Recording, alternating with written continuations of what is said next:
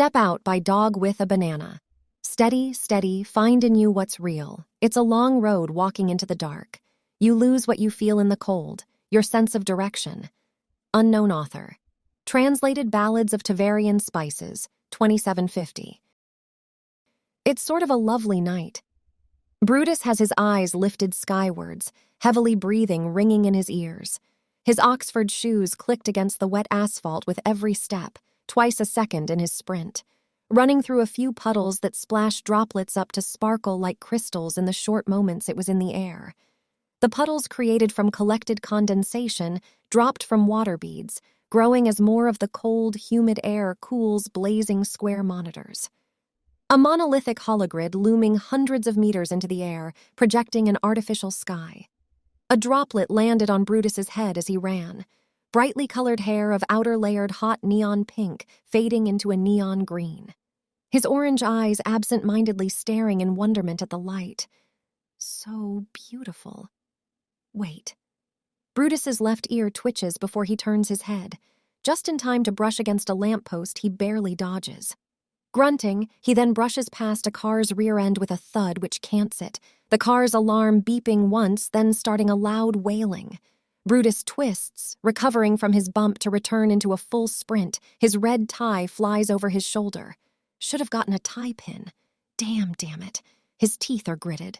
A finely tailored fit blazer coat whipping in the air off his waist. Damn it! He yells out after his target, frustrated in tone and breathing between words. Can't we just talk, please? Ears of a mouse flick straight upwards from a downward back position. The target is donning a bright purple beanie on their head with brown hair peeking out. Their jacket is purple with glowing yellow trims along its design. They were a variant of the Hexian race. They turn their head to give a hurried glance at their pursuer. Turning back, they shout into the air with their head hung back. "Fuck you!" they say in defiance, huffing and panting from their running, fueled by pure adrenaline and a lack of athleticism. Their tail whips and they push their legs to go faster, yelling out loud from the strain only to gain just a meager amount of distance between them. Brutus had groaned in reaction to him gaining distance, yet maintained his speed. He wasn't going all out just yet. In fact, he was rather restrained.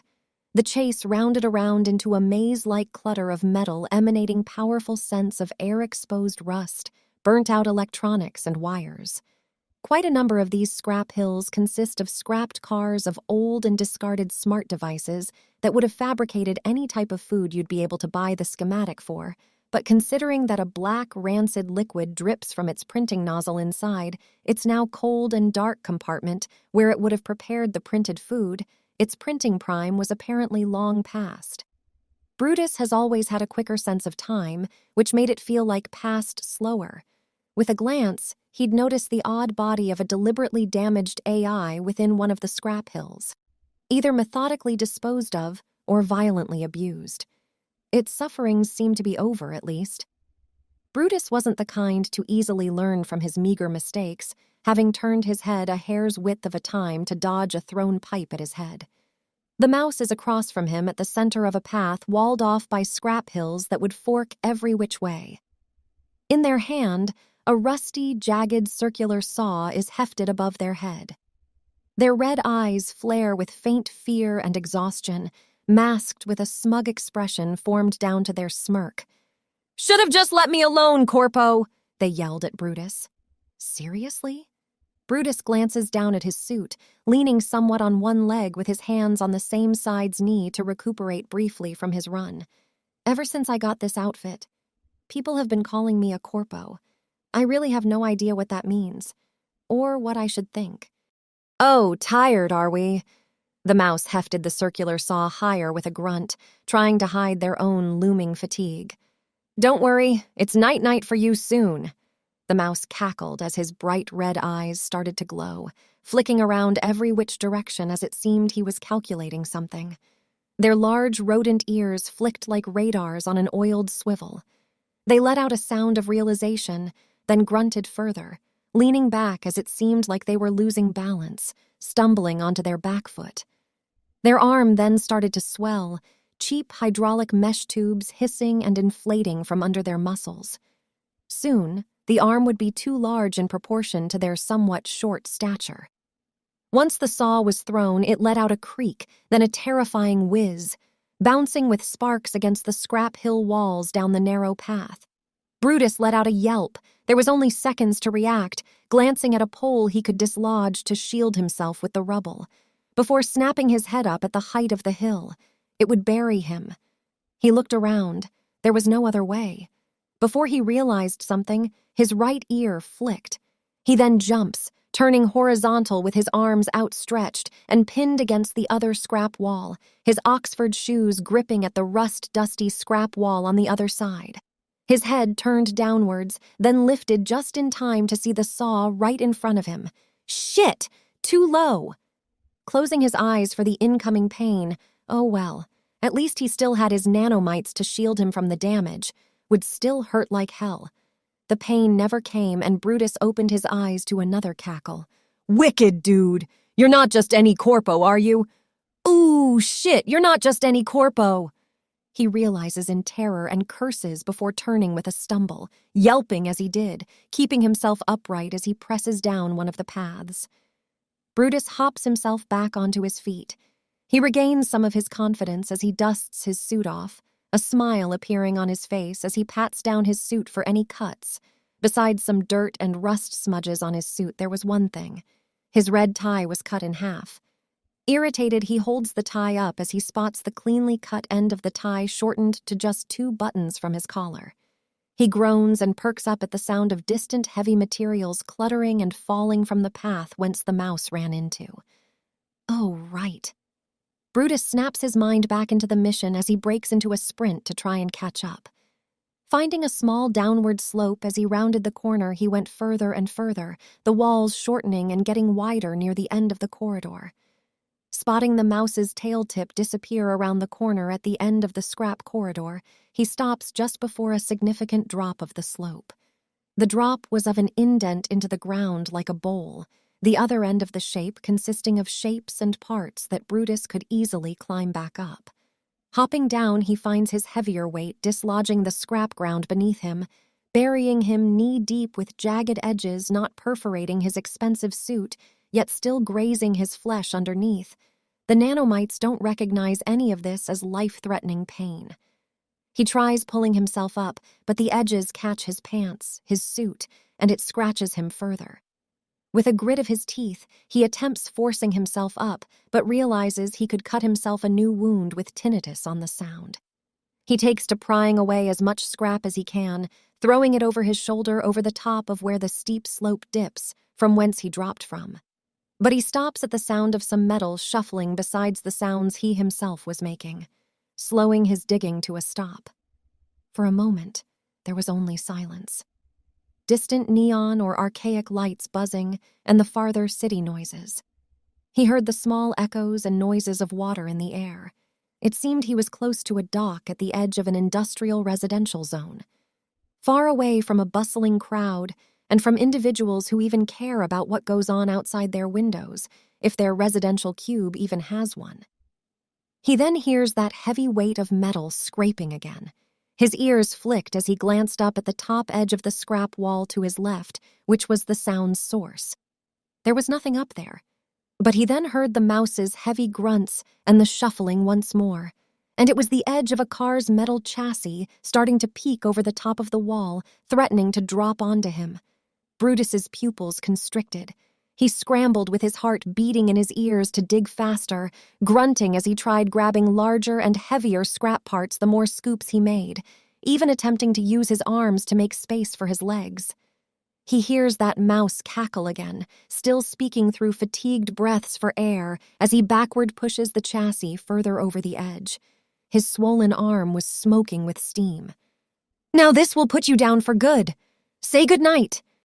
Brutus was desperate enough to try and pull himself painfully out of his hole, having dug out enough to get a foot out, planting it on solid ground again, but just before he pulls his other leg out with him, the metal creaking above him gives a terrifying creak, and only the sound of something heavy falling through the air remains. Brutus looks up at the behemoth, darkness coming with it, plus the victorious cheers of the lone mouse. Brutus raises his arms defensively. A crash loud enough to encompass even farther than the large scrap docks area rings through the air. Birds on rusty warehouse and building roofs caw and fly into the air away from the danger signaling noises. Even some windows' lights turn on within the residential buildings. I can't see. I can't move. I can't breathe. Breathe. Breathe. Brutus snaps his eyes open along with his jaw to breathe in the metal-dirty dust circulating in the air. Any movement seems to bear more weight on his ribcage, leaving less space to inhale, his whole body except his right arm pinned down by the crushing weight. Brutus coughs out as the dust irritates his nose, lungs, and throat, the particles in the air getting in his eyes. But as the dust settles, he blinks desperately, lessening his wriggling as he forcefully patterned his breathing, calming. Taking everything in, more metal creaks as the weight crushes him further, making him gasp with eyes wide open. An avalanche of discarded and unwanted machinery, parts, and garbage has fallen on top of him, threatening to suffocate, bury, and kill him. Brutus, with his head stuck on his side, can only stare into the bare lit dark with only light peeking through what gaps there are. Stuck? I can't be stuck. He moves the only body part he could, his right hand trying to grip onto something to pull himself up, but something dislodges and more junk falls in to fill the gaps, leaving less space for his hand to move. Brutus yells out loudly in the enclosing space from the frustration and the tinge of fear he's felt, something he hasn't felt in a long time. High above, on the other side of the metal grave, the mouse's cheers cease with a scoff and chuckle. "What the hell, you're still alive down there? By the stars, dude, I feel horrible for you." After some silence, Brutus was forced to listen to the subtle metal creaking and his own breaths before something started to whir and vibrate. The walls around him start to dislodge from dust to small rubble. The mouse calls out once more. "This'll put you out of your misery, bud. It was nice knowing you for like a second when you introduced yourself to me in that suit. Brutus, right? God, I'd feel horrible if you were just a salesman. But then again, with that kind of suit, doubt it." Brutus yells out his lungs in a mix of anger and frustration. "Let me out! I just wanted to talk!" His right hand finally finds something to grip onto, and the crushing weight finally activates his nanomites, but their scratches are louder, and searing heat starts to spread with them along the parts where he feels the weight most. They stop bullets and blades, but they can't stop you from being crushed. Oh, fuck. I'm fucked. Brutus's brow scrunches together, knitting upwards at their edges together. "Please!" he pleads as he feels the walls vibrate and start closing in. He's in a compactor. With Brutus's pleading tone, the mouse went silent through the loud whirring.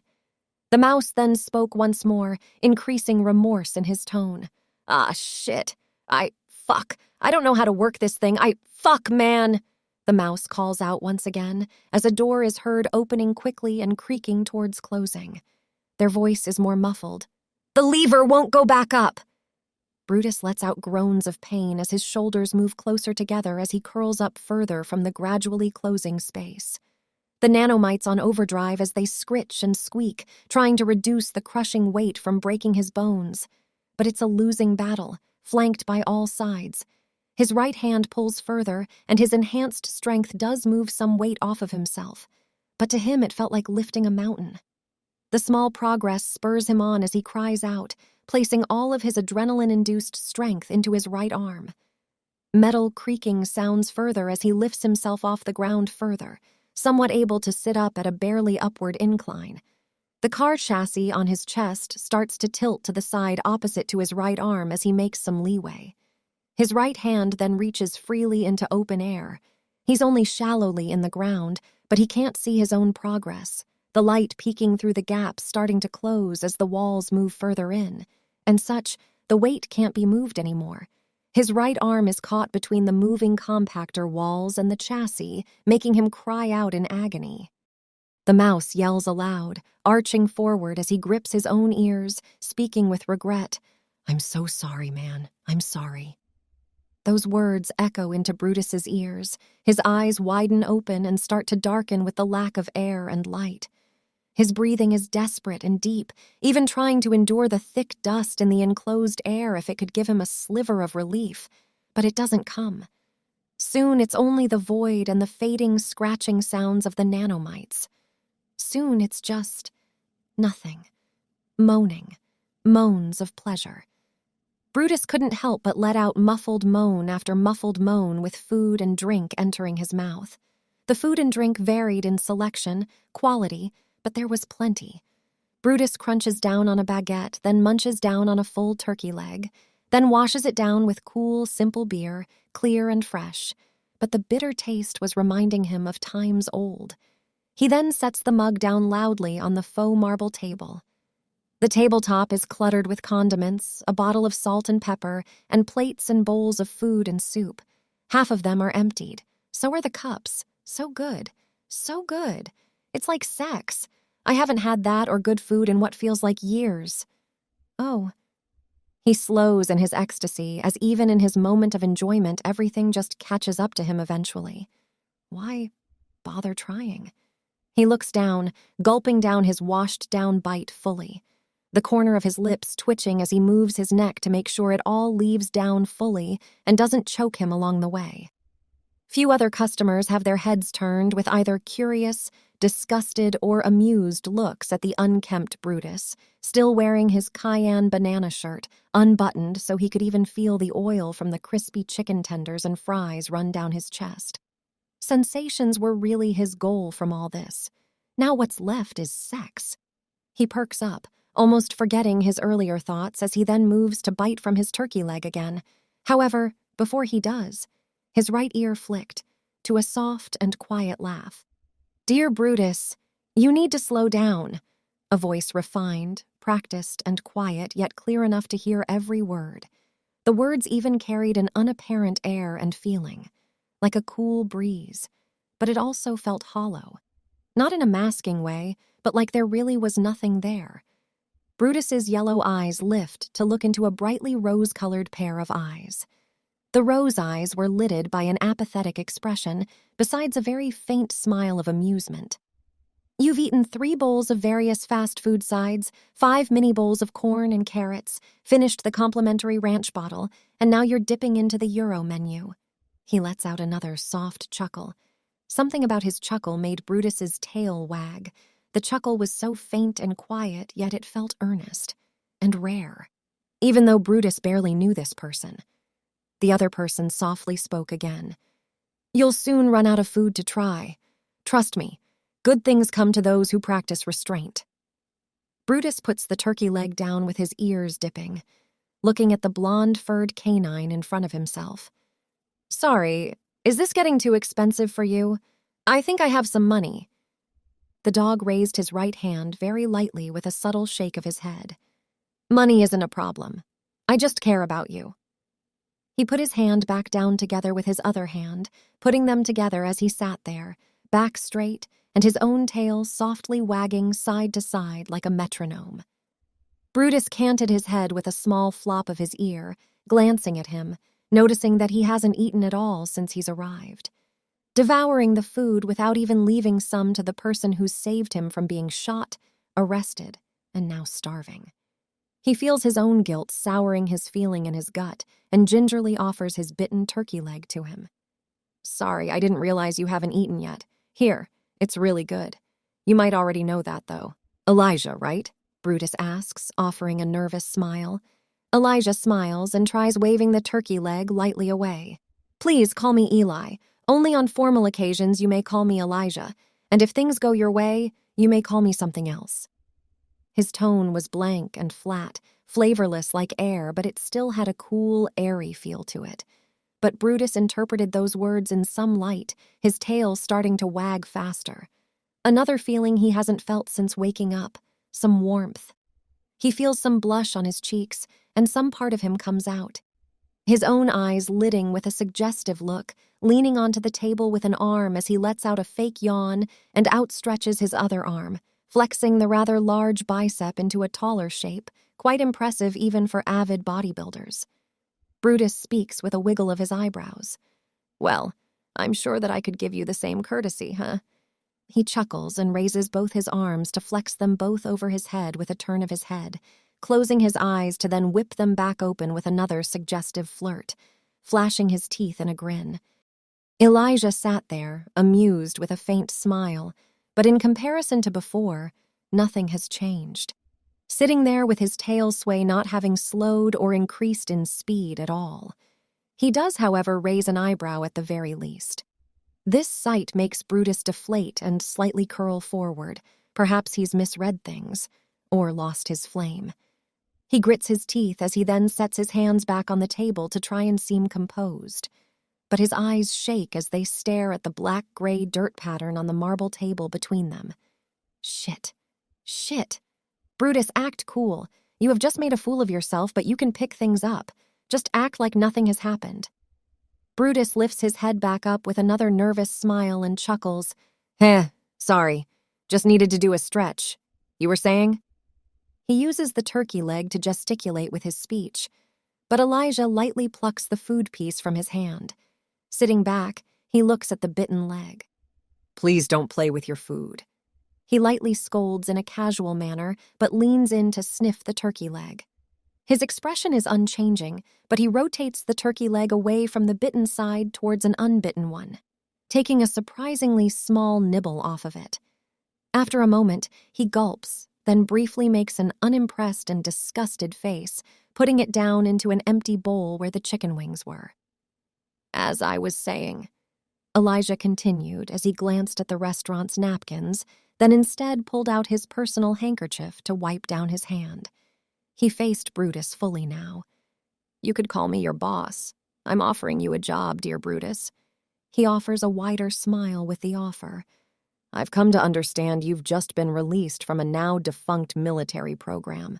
It doesn't take a professor to realize that you're now lost, wandering, drifting, after such a life spent being told what to do. He raises a hand and shakes his head. Need not worry about how I know, Brutus, but your origins are very much related to your new job. Brutus sat backwards against the booth's cushion on his back, his eyes wide open with his jaw slightly lowered. He gulps lightly as he glances down. Just tell me what the job is. Don't dance around the bush with me. Information can tend to go out the other ear for me sometimes. He lets out a sad laugh. I'm not really the brightest person around. I mean, come on, I joined the army. He reaches up to rub his hair, not having been dyed yet. Rather, it's unkempt and long.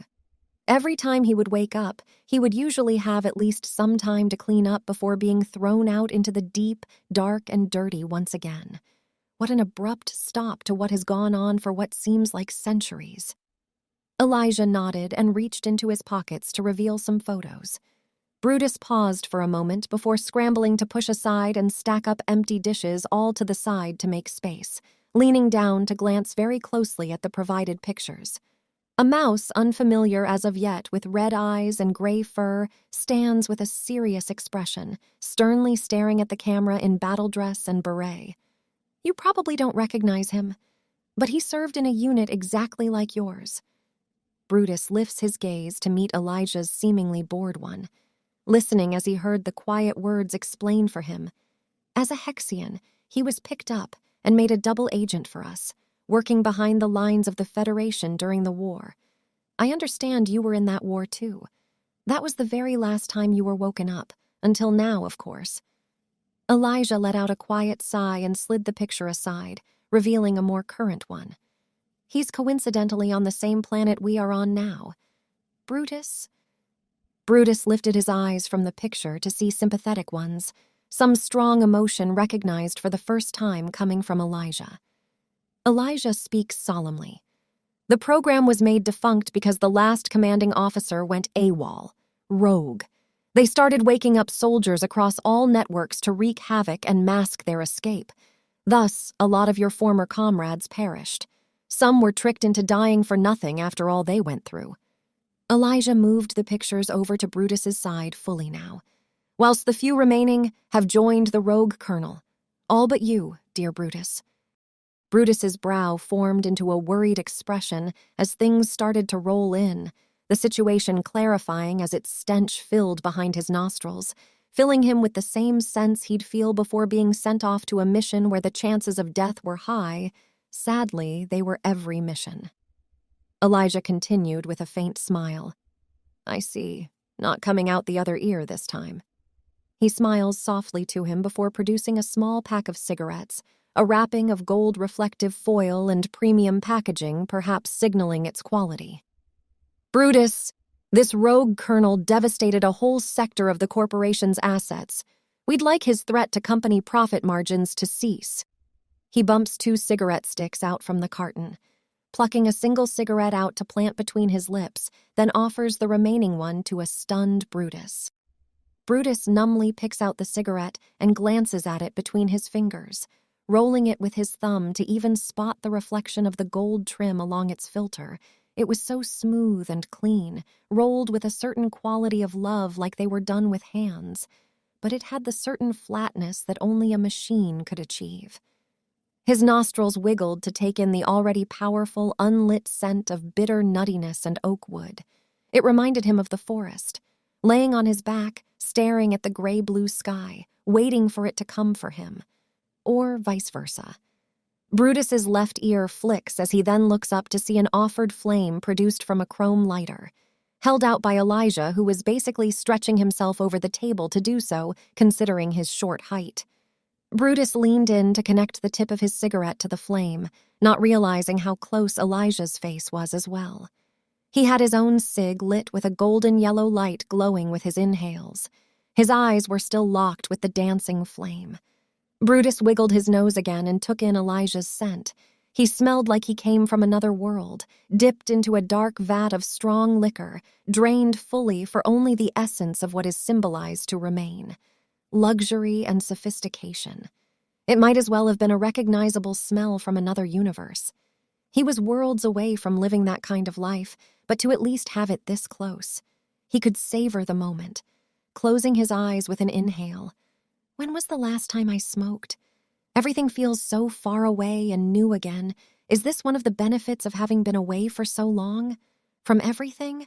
Am I even allowed to enjoy this all after what I did? The people I've hurt and abandoned? Because I was being stupid. Selfish, maybe? Oh, why should it fucking matter? They're all long dead anyways. You've gotten a rare blessing. A new start. Fresh from even the darkest starts. Even the furthest descendant of the most forgettable acquaintance you've had before your first icing has surely died. Any legacy, any impact, any mark you've made has long faded surely by now. Right? Click. The lighter closed as Elijah relaxed back into his seat to exhale the white smoke into the air, dissipating after forming just a small shape above his head.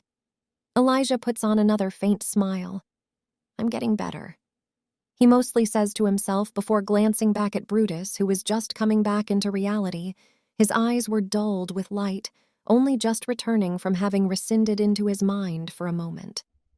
Elijah spoke with his gaze falling back upon Brutus with a certain finality. Dear Brutus, you have a choice. You may take this as your final mission, to help the countless people my employers do as well. Something I'm sure you've factored as a reason for your joining. Your sacrifice, the /ultimate/sacrifice. Elijah gave a sympathetic raise of his brow. You deserve a fine reward for doing such, but I only ask for you to be a soldier once more. If you do this for me, I'll personally make sure you live a life of full luxury, comforts, and whatever you'd choose. You could walk away, of course. That is your second choice.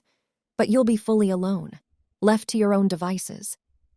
Elijah peered at Brutus, who increasingly grew conflicted, tensed shoulders as he sat upright in thought. Elijah nodded softly in understanding.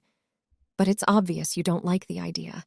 I'm certain the thought even scares you, after living a life like this, shedding everything that once has made you who you were before you became the product the program has churned you into. This mission, Brutus, he taps on the pictures, is your chance to come back from whence you came. It's not truly a new start, but it's finally something you can grow into naturally. Along the way, I will make sure to guide you and assist you. Make sure you adapt, and soon you will be ready, on your own, to step out. Brutus locks eyes with Elijah, and it seems there was a wordless agreement. Brutus was already hooked, on the edge of his seat, feeling something he sooner thought he'd never feel again. "I'm afraid that before I provide any more details to you, I will need to hear you agree with me fully." Elijah extends outward his right hand to shake, faintly returning that smile he had given earlier. This time, there was more warmth behind it. Their hands clasped together as Brutus nodded. He replied, "Okay, brief me." Brutus replied with determination in his tone and voice, steeled and tense, prepared and disciplined like he was trained to be. This all felt natural to him, like he was on autopilot, ready to dive into the only thing he knew. Elijah grew a larger grin than he ever had shown to Brutus before. Splendid. Elijah had walked alongside Brutus on the sidewalk. He was just above Brutus's abdomen height by contrast. Despite all this, his blonde hair waved with the passing breeze of the afternoon wind, the humming hover cars that zipped by.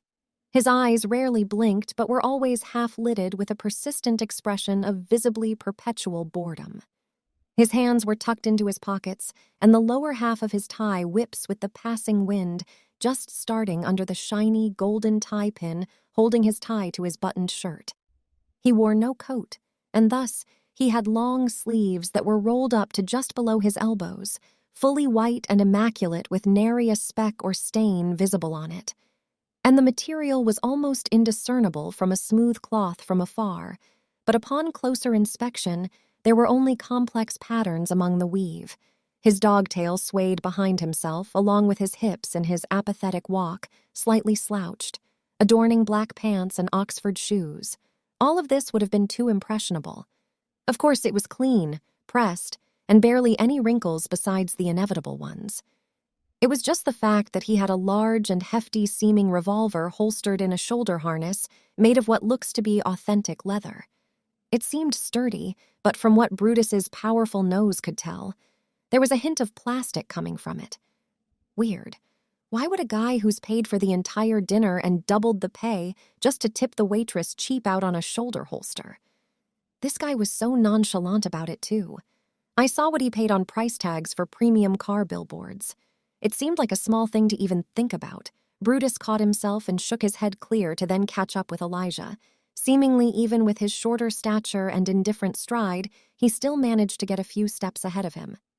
"Oh, Brutus stutters, which gathers Elijah's attention, making him glance up with his usual unemotional expression. Brutus sputters out, "Hey, so you said earlier that we were going out to get myself a suit. That's great and all, but we're going to the hospital afterwards, right? To check on that Hexian I saved last night?" Elijah's gaze turned from curiosity to one of a dull numbness.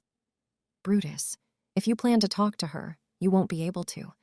I said that you may see her through a monitor screen, but she is still in extreme shock. Apparently what you did was enough to quite stun her." He turned his head, a small smirk on his face. "I saw pictures of the scene. You really did the assailant in." Elijah then tuts at Brutus's growing face of mild grief.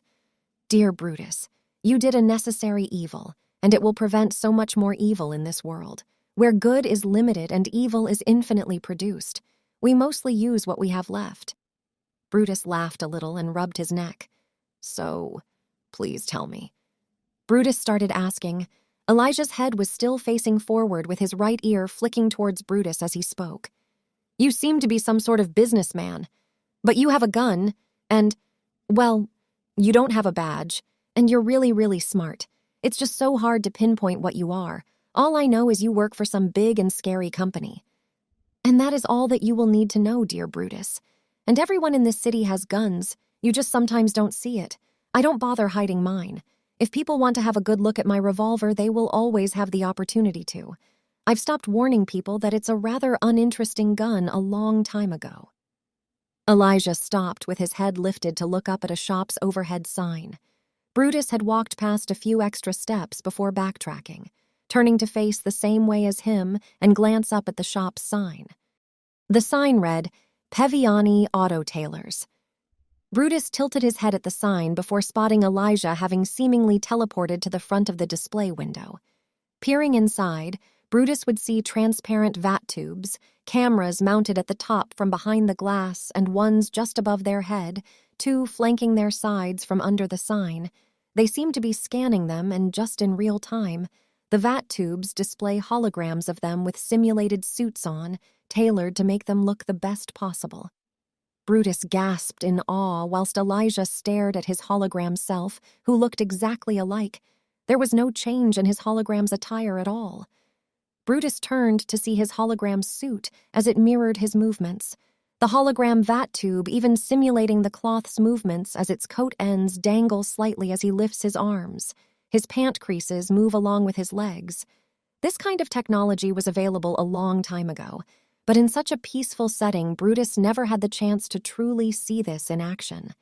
He looked like a child playing around in front of the window, even flexing his large muscles. The simulations started to show imperfections and glitches as the hologram's biceps matched Brutus's own clips through the sleeve. Perhaps they don't exactly tailor to people with arms as large as his. Elijah watches, amused by Brutus's antics, and finds him rather quite endearing with his childishness, distracted from the darkness that was somewhere out there, watching, invisibly gazing upon the both of them. Elijah would have glanced right into its eyes with uncaring as he then returned to smiling at the view of Brutus. "Goodness, dear Brutus. Let's go inside now. You seem to very much already like the suit." Brutus laughed a bit, his tail wagging. "Am I having fun? Come off now, let me see." Elijah turns his head from glancing outside the store's windows where they were standing outside just minutes ago, lowering a phone back into his pocket.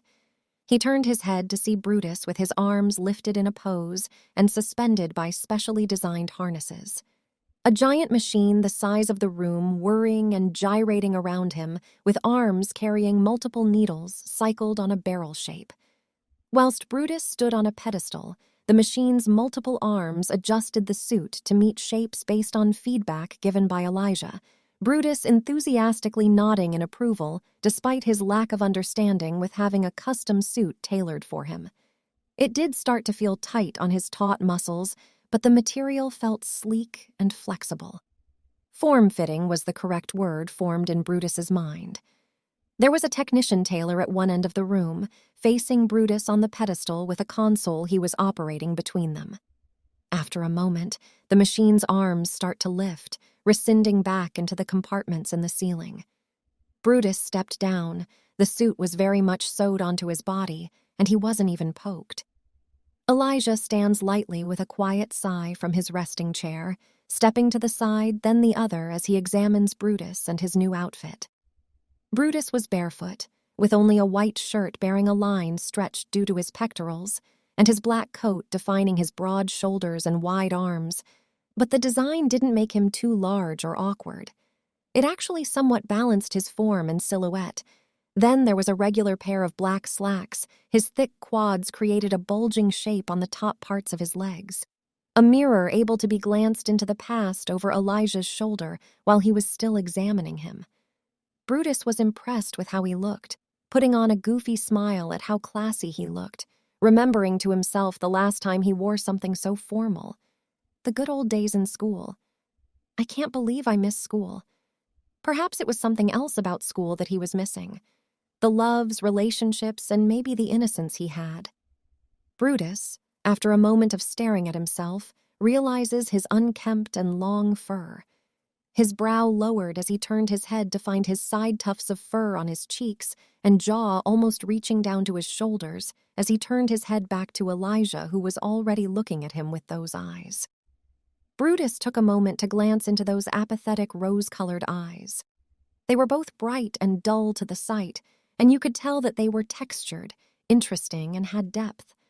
Those were all visual traits to Brutus, but he couldn't help but feel like there was something behind those windows. He sensed a sort of vortex, furious and powerful. Enough to destroy a whole city is what it felt like, yet it was all contained behind those bored eyes. Brutus blinked and lightly shook his head, then canted his head with a smile to silently inquire as to why Elijah was staring back at him. Elijah still hadn't blinked, Brutus could swear he could count how many times he had on both his hands only. There's something off about him. Elijah turns and nods to receive a pair of Oxford shoes and a red tie from the same technician tailor from earlier. He then offers them to Brutus. These will complete your suit. Now you look prim and proper for being one of my employees. However, do you like it? Brutus was scared of coming off even a tad unappreciative and averse. He had very much loved the suit. But as the words fail to come out, he just lets out a quiet squawk and some vigorous nods, tugging upwards then downwards on his coat to readjust it on his shoulders. He then takes hold of the pair of shoes, moving to slip them on, then take the tie in his hand, coiled and folded. He gulps a little to himself. He gives it an unsure glance, unknowing of the proper knot to choose and how to do it. Elijah lets out another tender and brief laugh as he takes the tie from his hands and proceeds to wrap it around the back of Burns' neck. Elijah and Brutus's eyes meet as he shuffles backwards to the chair he sat on, moving to stand on it to finally meet Brutus's height. Elijah lets out a quiet breath. It still smelt like the quality cigarettes they smoked earlier. It was faint. The cologne was still overshadowing it all, but somehow the warmth between them made the scent feel more lingering. Brutus's cheeks felt warm as he couldn't keep eye contact in this scenario. Wobbling slightly with the small tugs Elijah would make to reaffirm the knots he'd tie. Finally, Elijah would tug the tail end of the tie downwards to realign and level with Brutus's shirt collar. After a small wiggle, it was neat and straight down. Elijah tucked the tail end of the tail into the provided loop and then patted it all down. His gentle hands inadvertently run down Brutus's firm form under the clothing. When was the last time someone put their hands on me in a non-violent way? Brutus had kept his eyes upon Elijah, staring like a hawk. Elijah hadn't seemed to have noticed and soon hopped off the chair, ushering them both to the mirror for a full-body view of the final product. Elijah had his hand set on the small of Brutus's back with a small pat. Finally, he would ask up to Brutus, "How dashing, dear Brutus, dressed with the pinnacle of society's dress, a product of centuries upon centuries of civilization, down to this, a suit symbolizing business, professionalism, and a proper attitude." Elijah tilted his head. "All of which I'm sure you are, and you deserve what's to come for your due diligence." Both then proceeded to stare into the mirror in what wasn't an awkward moment, but a small time to collect everything that has happened so far. Brutus finally stepped forward by himself and readjusted his tie once more, to at least have lesser grip on his own thick neck, smiling a little earnestly to his own reflection before noticing his own unkempt hair and fur once again. Brutus turns his head to glance over his shoulder at Elijah. I think I'd like a haircut too, plus something new to try. They never would let me try it when I was in the service." Elijah gave an amused smile as he finally noticed the unkempt state of his hair before asking, "Fine. What did you have in mind?" Brutus walked with a larger bounce to his step, a certain swagger in his stride as he swung his arms with his coat readjusted back onto his shoulders. He was a few more dance steps away from performing a whole dance number. Elijah continued walking alongside him with his usual indifferent gait, his hands tucked in his pockets, but he couldn't stop looking at the choice of hairstyle Brutus decided upon. Elijah cleared his throat and spoke. "I must say, you've chosen what my personal opinion finds as one of the most unconventional and mismatching styles of hair, in contrast to your suit." Elijah glanced back at Brutus's hair. His mohawk was taut with hot pink outer layers and neon green layers on the bottom layer. They were eye-catching from their bright colors and sprayed to even withstand a strong breeze. They felt weightless with how Brutus nodded along to the passing ladies, some of them only casually smiling in return, whilst others break into a small chuckle at Brutus's endearing confidence. Some awe sparking within Elijah's eyes, but it hasn't changed how lidded they were, which kept them dull enough for any fire or light within them to be shadowed upon. "We're here." They stopped at a corner of a road. Across the street there was a club devoid of powered light. That was until the sky screen itself started to darken as it was that time of day, and just as if on cue, the club powered its cotton candy blue neon lights, buzzing a two-tone image of a stripper fox on a pole. The big letters, "Casual Fox," just over the large opened doors, where people were already starting to crowd up against bouncers, starting to filter the crowd through. The light was almost intoxicating by their warmth. It wasn't too bright. Instead, it put everything into both a figurative and literal light. Everything just seemed more enticing that way. You could tell it from the eyes of those in line to enter, staring at each other with lustful interest. Brutus watched with wide eyes, this sort of thing he never really had the chance to partake into. But knowing he was about to enter that world, he felt his feet heavy like stone, keeping him adamantly in place before Elijah patted his arm, speaking, "The expensive suit should give you a good impression to the gatekeepers, however. The card I've given you shall guarantee you entrance. Don't mind the dirty looks you would get from some of the patrons. Just remember that everyone deserves a good time, no matter what they do." Elijah takes a hold of a distracted Brutus's cheeks, directing him to look into his eyes. "Brutus, remember the mission now." Elijah leaned further, their faces inches away from each other, the small jingle and brushes of the metal on his red collar against his own neck's fur. "The mouse is augmented like you, but his augmentation is of a calculating nature. He's a marksman scout, not someone to be trifled with. We're needing information from him. We can either get it through cooperation." Elijah redirects Brutus's head back forward when he side glances even for a second. "Or force. Do you understand?" Brutus nodded softly before he was let go, rubbing his own cheeks where he was held. Elijah continued. "Since their sector of the program ended early, they were able to do odd jobs here and there, and thus have earned themselves a VIP membership in that club.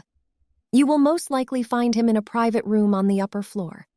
He nods to the club in the distance. "We will need to have him come with us to a safe house for questioning. Any means you can, all right?" Elijah glanced back at a nervous Brutus who instinctively nodded. Brutus groans inwardly as he puts on a smile. "I'm not really a spy. I'm just a soldier. I only wear and tear, not wine and dine."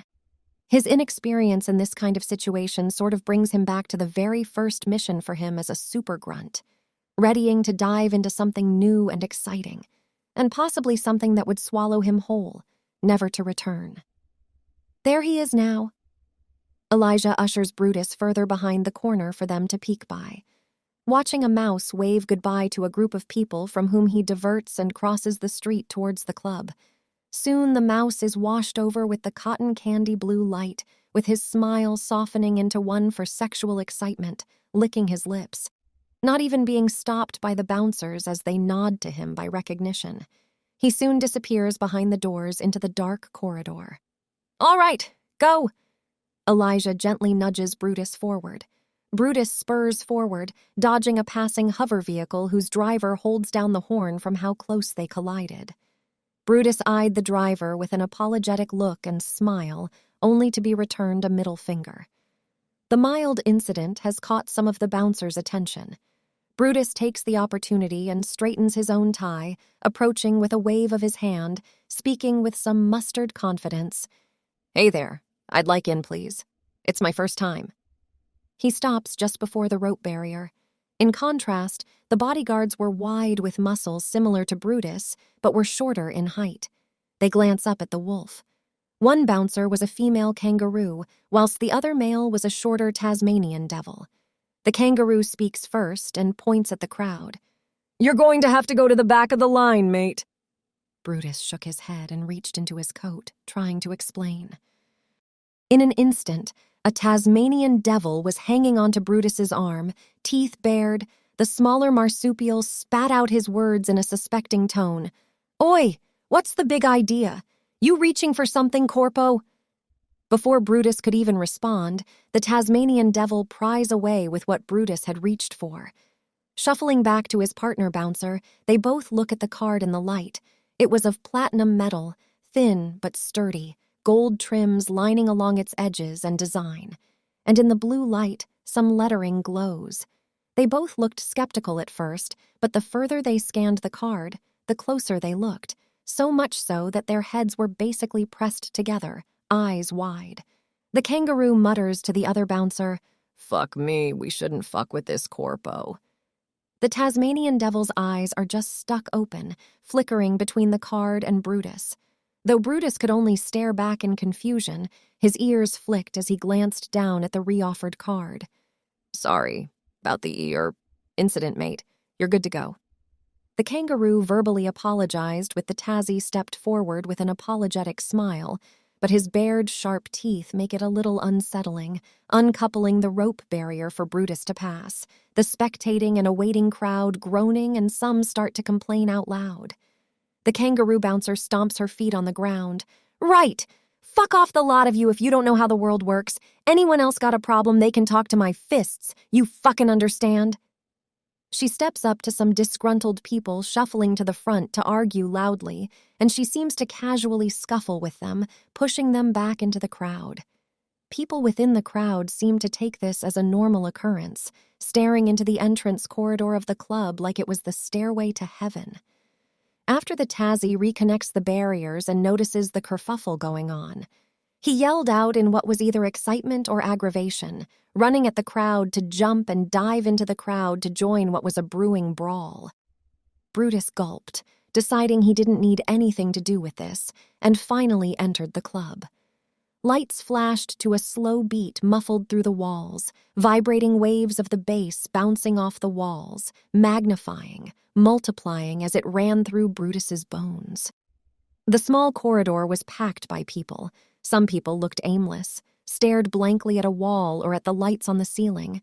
Some were casually talking with either excited smiles or hushed expressions. There were even two ladies with leather jackets, seemingly pinning a smaller male fox against the wall, gazing down at him with lascivious intent in their eyes. The fox was in formal wear, bar the coat and tie just like Brutus, but he looked puny in comparison, and highly comparison. This sight made Brutus pause, standing against the flow of people back and forth exiting and entering the club through this narrow corridor. Lights blinking either from defective lights, the powerful bass of the music, or tall people passing.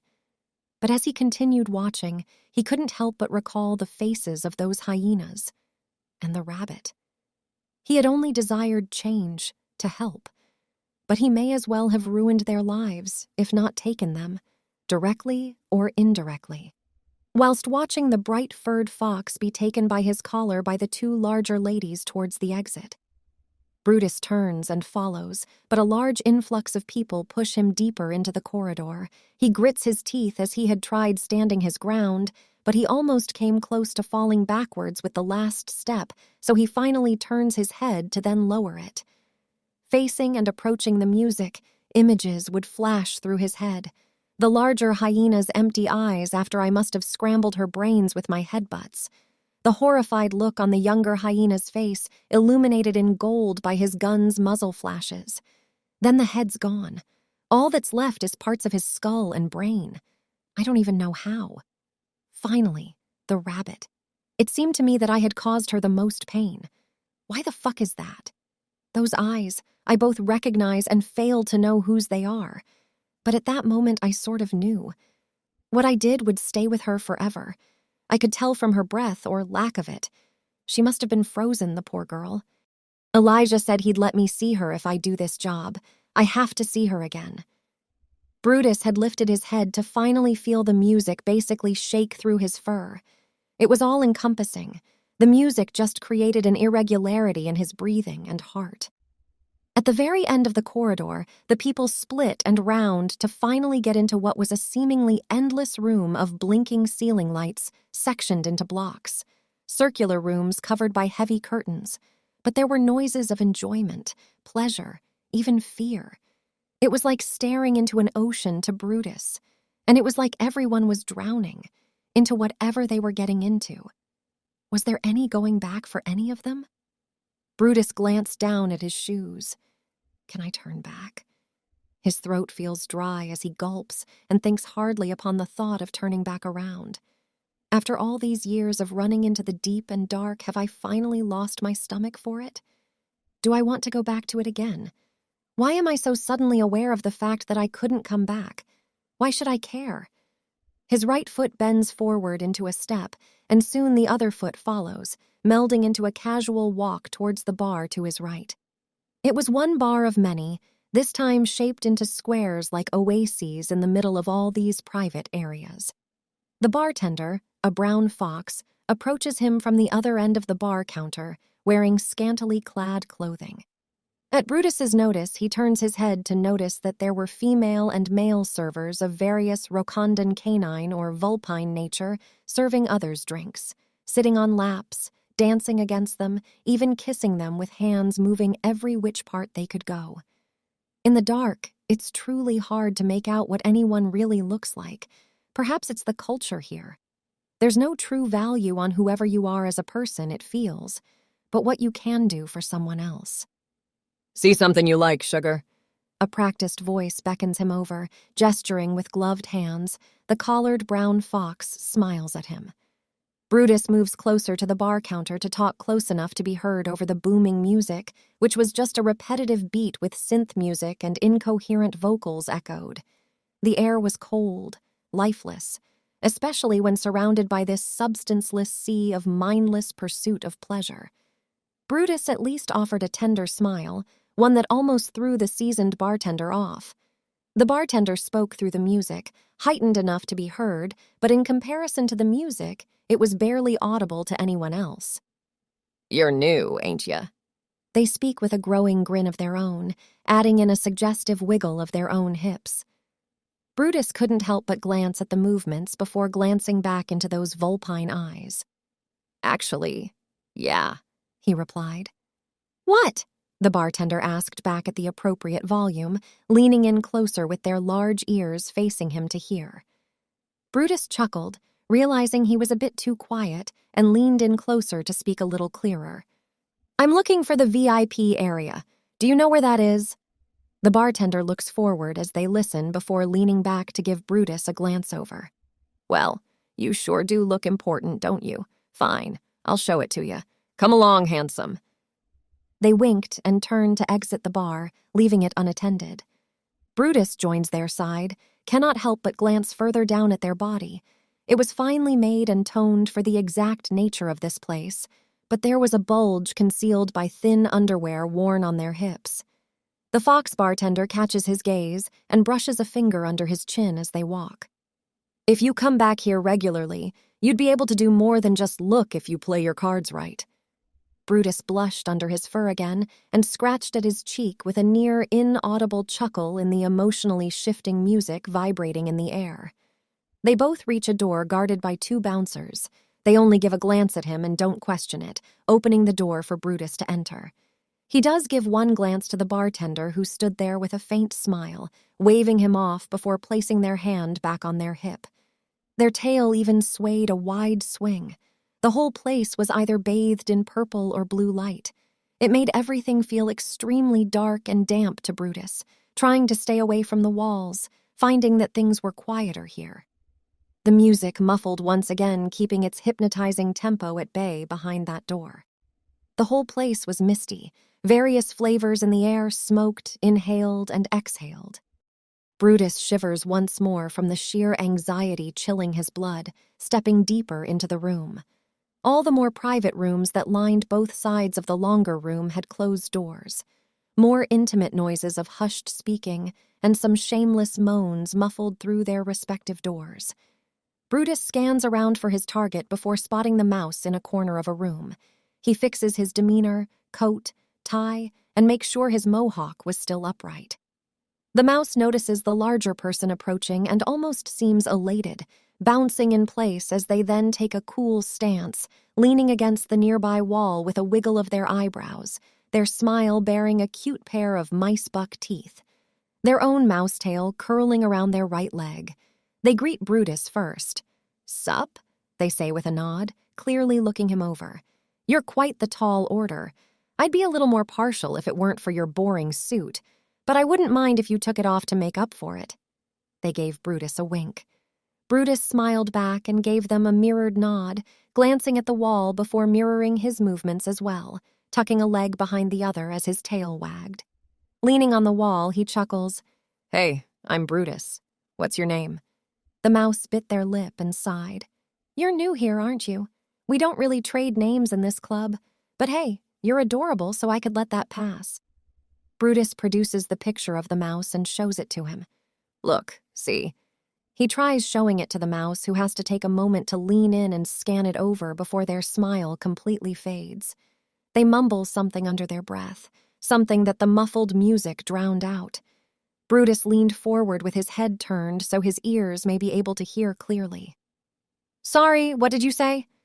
Something heavy and solid thunks against Brutus's head, stunning him as he stumbled backwards. The drink glass that was thrown smashes into the ground, loud enough to pierce through the drowned-out music outside. The mouse had made a dash for it, but squeals as their tail was grabbed in quick instinct and reaction by Brutus. He held the side of his head, gritting his teeth from the throbbing pain where the glass landed. Come on, he said a little too softly for the mouse to hear, only getting a cocked gun in his face. The mouse redirects their aim and fires. Bang! Brutus had smacked the gun away within the very second the mouse took to pull the trigger. Screams sound from inside the closed private rooms. Some doors get relocked, while others open for concerned heads to pop out. In the struggle, Brutus is holding both the mouse's tail and gun arm wrist. His larger strength started to creak in a tipping balance as he loomed over, trying to talk clearer now. Look, I just need you to come with me, all right? I don't want to hurt you. He wasn't very good at this. The mouse only gives a fearful look before yelping as they tried jerking the aim of their gun back towards Brutus, firing twice more, making the spectators scramble for the exit in a partial stampede, yelling for security and even police. In their struggle, the mouse's eyes started to pulse with underlying glowing light, binary numbers scrolling down and up simultaneously in their lit irises. The mouse then readjusts the aim of their gun to an off direction. Bang! A loud tap is heard, and within the same second something stings against Brutus's back.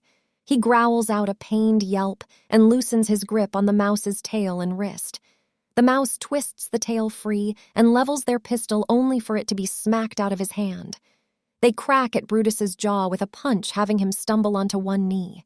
The mouse joins the fleeing crowd, bunching into the bottleneck corridor as they push the bouncers outside the VIP entrance backwards.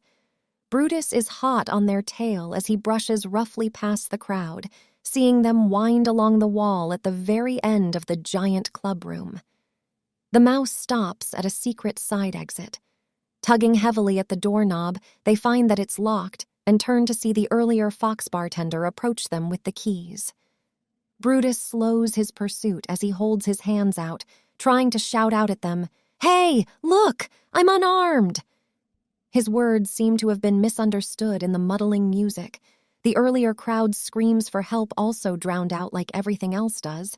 Who knows what could happen within this room, and the show could go on as normal.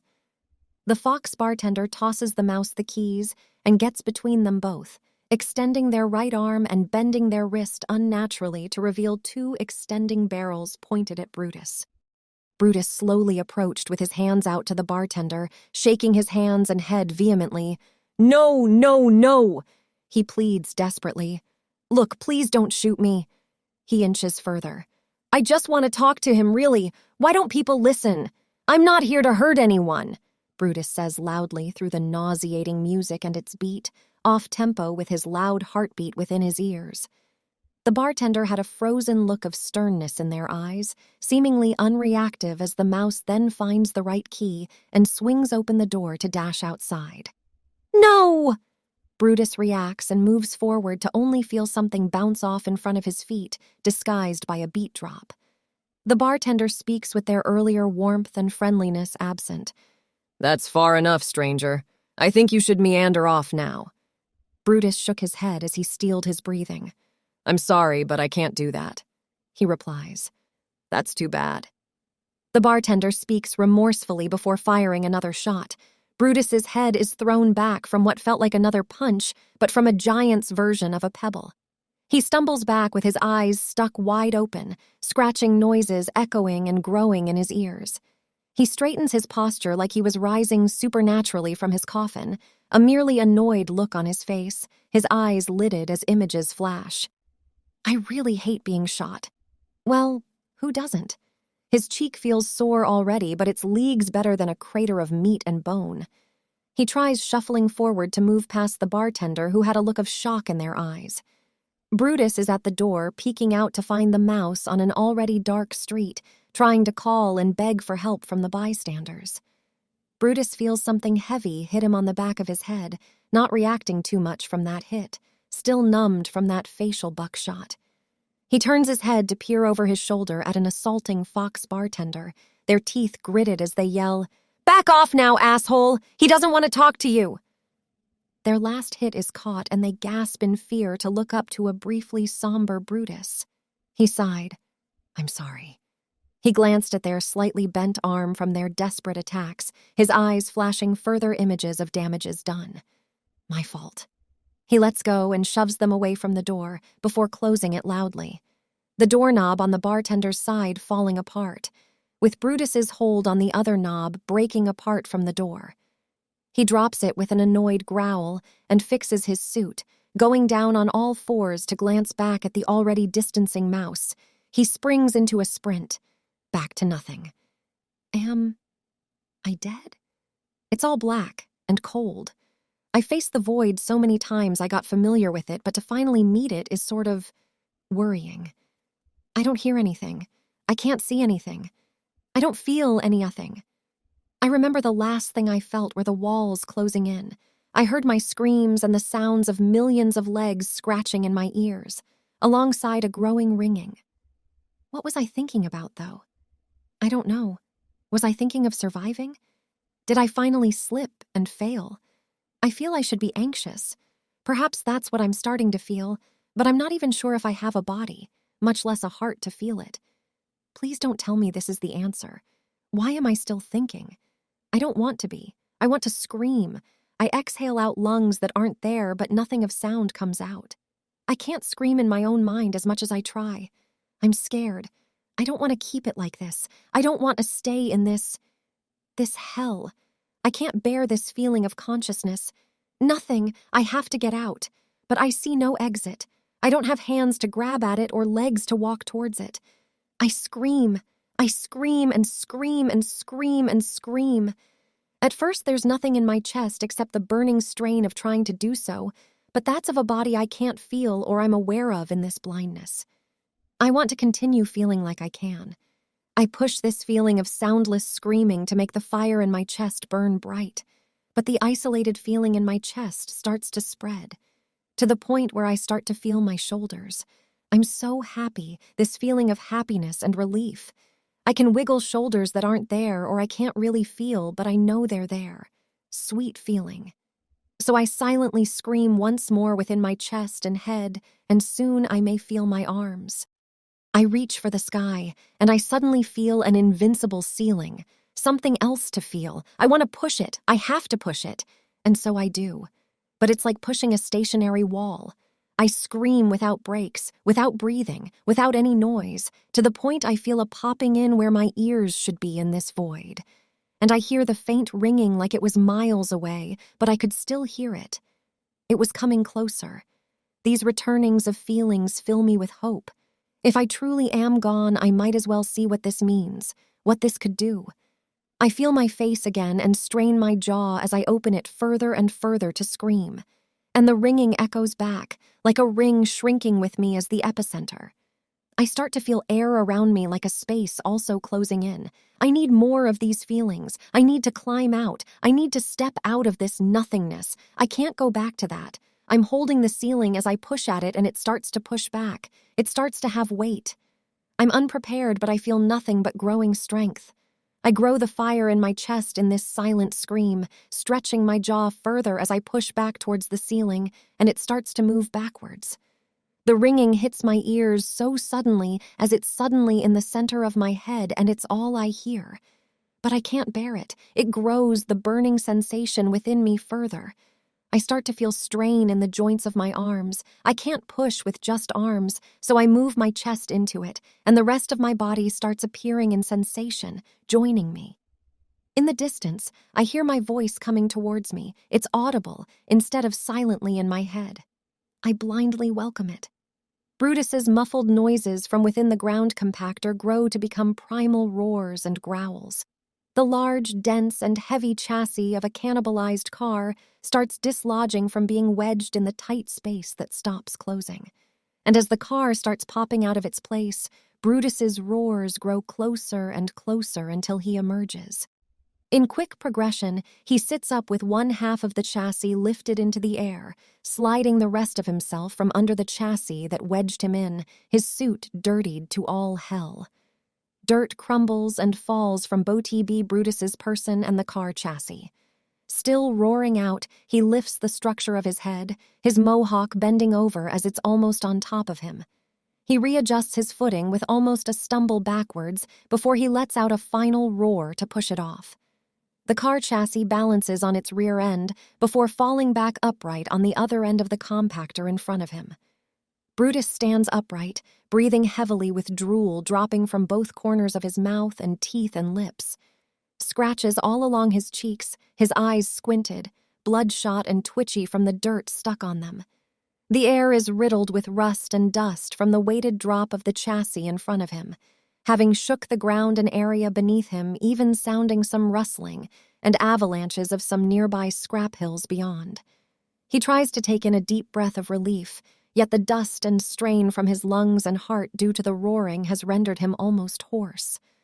Arching forward before crumpling back onto his knees, holding his chest and hacking his heart out, he slides his trembling left hand up to his throat to try and soothe his irritation. An ear of his flicking as he looks back to the walls that threaten to crush him into a cube. He watches the walls slowly roll backwards in a disconcertingly quiet manner, quiet scratching of the dirt that gets between its gaps and small rocks and scrap bits falling into the gap created. He looks up from his almost grave. The mouse stands over him, upon the top of the edge overlooking him, but their hands are half raised, open-palmed.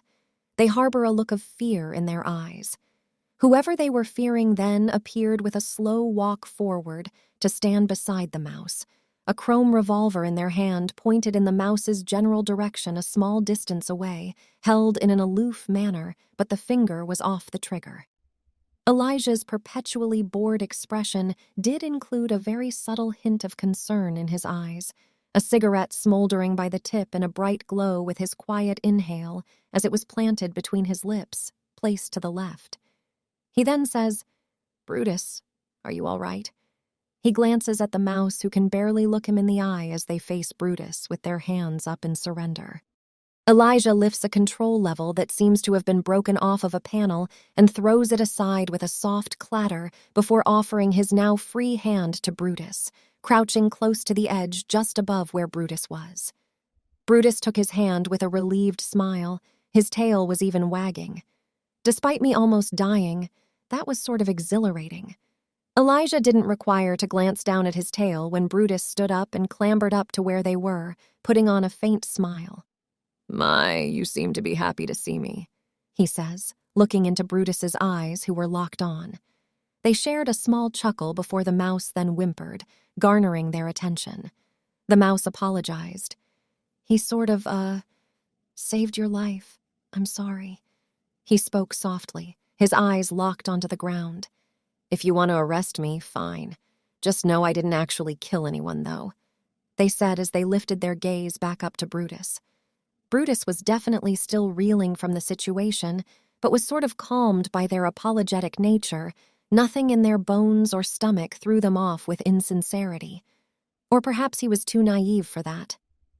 "We're not here to arrest you. We're not police," Elijah stated as he stood up straight, also readjusting his aim into a clearer shot from the hip. "But we desire information about your most recent employer. You will have to come with us now. If you cooperate, I'll personally reward you in generous amounts." "Money wouldn't mean shit if you're dead, man," the mouse retorts, lowering their hands with a sour look. But that only results in Elijah cocking the hammer of his revolver back. The mouse lifts their hands back up again with a wince. They gulp and continue talking with a subtle shake. "For one thing, he isn't just a boss. He was my commanding officer. Elijah interjects. We know he was your colonel-in-chief. You were part of a Klan-sponsored military program, but that went belly up, and you were used for their escape. The damage they did to the corporations and directorate that relied upon your security and military victories were bitten with barely a finger left. The mouse grits their teeth and lets out a whimper and a groan. We weren't able to withstand more of it. Their ears lower as they quicken their breath from their growing agitation. It's just wake up and fight, then it's back to sleep. Wake up and fight, then back. Wake up, fight, back. They glance up with frustration in their formed expression, brows knitted together. That went on for centuries. Did no one ever think there was a limit? We're people, not damned AI. The colonel liberated us. The mouse valiantly defended aloud.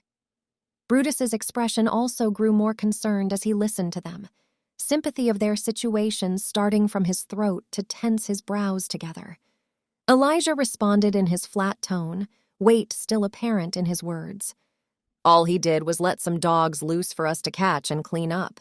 That takes money that won't be returned. The mouse scoffs. Fucking seriously? That's what it's all about with you fucking corpos. He spits out with venom, hatred growing in his voice.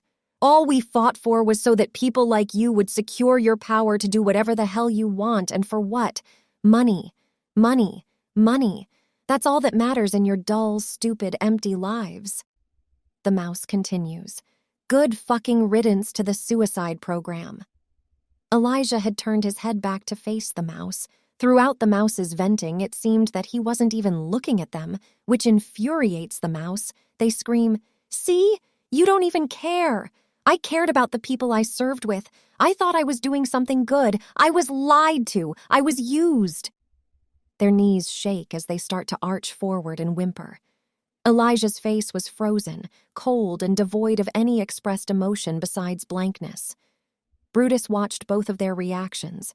He could never recall who the colonel-in-chief was because he wasn't even aware there was one.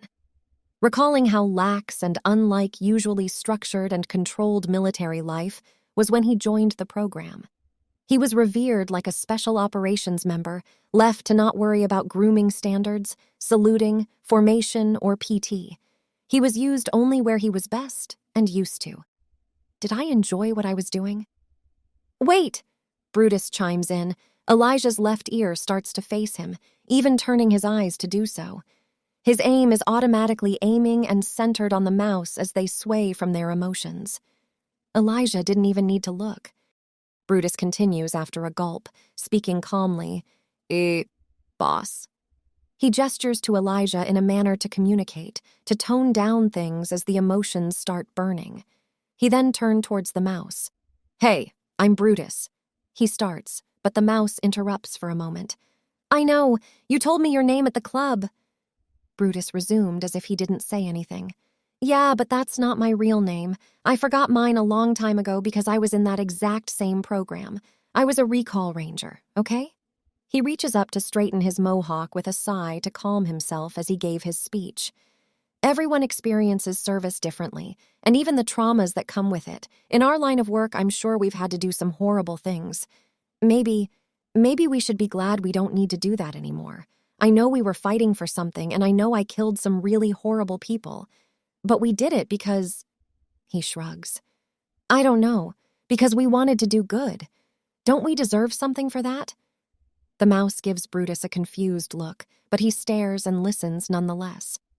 Elijah then talks after having watched them both, his revolver glistening in the moonlight while still leveled. I know you've met with the colonel before. We will need you to arrange a meeting with them. The mouse looks conflicted and almost shakes his head, opening his mouth to speak before Elijah continues. I'm only after the colonel. You're not a target. I just have a mission to do, like you once did. I'm asking you to help wrap all of this up in a pretty little red ribbon. Point to me upon where to look. And I promise you that your partner in that club will be protected, and when I get the information I need, I'll make sure you both will be able to go wherever you desire. A new start. Brutus glances at Elijah, seeing that the mouse is being given an offer of the same nature. For a moment, he looks disconcerted. The mouse looks tempted, readjusting in their stance awkwardly as they glanced down in thought. True, the Colonel objectively liberated you into the world, but all they did was press a button and whoosh out you came into the world. You were told to do the thing you were trained to do, and you did it. But that's the last you've heard of them, wasn't it? Only pocket change and the clothes on your back were left in your name. Brutus glances up to recall how they woke up too. I guess I'm not really alone in this, am I? Is that a good thing? Elijah tilted their pistol upwards. I'm a corpo, and I know good business. Good business does not include cold-blooded murder. Not yours, anyway. Think of this as a buyout. You get to walk away from this situation with a better chance at what the universe can provide, with someone you care for. There's nothing to be gained for killing you, only many things to lose. Brutus steps forward and places a hand on his chest as he talks to the mouse. Look, if you're in any trouble from any of this, if something happens, I'll be there to help you. I'll even offer to protect you when I can. We're together in this. Elijah sighed outwards and holstered his revolver back into his shoulder harness, plucking his cig from his lips as he exhaled a mist of smoke. The gun was just so I could kneecap you if you ran. Honestly, I was heavily considering it just because of what you almost did. He took a slow drag of his cigarette once more as he smirked back at the still dirtied Brutus, who chuckled nervously and rubbed his neck from recalling what had just happened. And don't worry, I'd have paid for all the medical bills, even a new augmented leg. Elijah finished before stepping forward with his right free hand extended outwards for a shake with the mouse.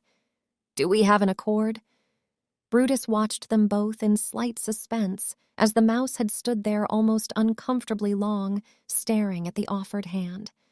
Elijah stood steadfast, his tail swaying as he scanned the mouse's blank face before their eyes met and they shook hands slowly. Good, Elijah stated and stood up straight before looking at the both of them. I believe then it's time to move to the safe house. You'll be safe there until I compile the reports of our breakthrough. Elijah gave his faint smile, but specifically to Brutus. Elijah steps onto the sidewalk to wave at an approaching car with tinted windows. It rolled to a slow stop in front of them, and the rear passenger door slid open. It was long enough to have a compartment for that, it seemed. Elijah nodded to the both of them. Come along, then. I'll drop you both off there. Brutus cleared his throat. Sorry, boss, but you said I could visit the hospital to check on the bunny lady, and I sort of need a walk. Elijah nodded softly as he then took a moment to pull out a slim device, tap on a few buttons, then hand it over to Brutus. You may follow the directions here so you won't get lost. Again. He reaches up to tenderly stroke Brutus's cheek. Dear Brutus, I hope you find what you're looking for in that trip. But sometimes there are consequences of even good actions, he said softly, though his eyes glanced down at Brutus's sheared red tie. I seem to have forgotten to give you a tie pin. He chuckles to himself and removes his own tie and pin to hand it over. Can't have you walking around like that. I'll see you. Their eyes meet once more before he ducks into the car. The mouse glances at Brutus as they pass him to follow into the car, but Brutus taps their shoulder, making them stop and turn their head back to meet eyes with him. Brutus asks nervously, Thanks for cooperating with us. I really appreciate it. But, I never really got your name. The mouse blinks their eyes and twitches their eyes before laughing a little. What? Seriously? Corpo back there really didn't give you my name? Actually? That's fucking weird. The mouse shook his head and smirked. I forgot my real name too, but my partner back at the club gave me my new nickname, Rivers. You don't want to know what my nickname was in the service. Rivers moves to duck into the car as well, before Brutus stutters once more, then meets eyes again. It was Sweet Cheeks. Figure that out.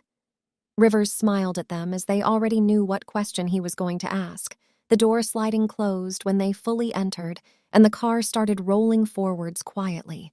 It was electric. They disappeared around the next corner. Brutus stared for a long moment before glancing down at the phone's screen. It had Brutus labeled on the top left. He smiled a little bit to himself, the device's light reflecting off of his eyes and teeth, before the smile slowly faded. Where the hell am I? All of the fire I've swallowed, all of the sparks that went dark in my gut, I am always burning up. Dress me in red and throw your roses, and I'll rankle the beasts with words.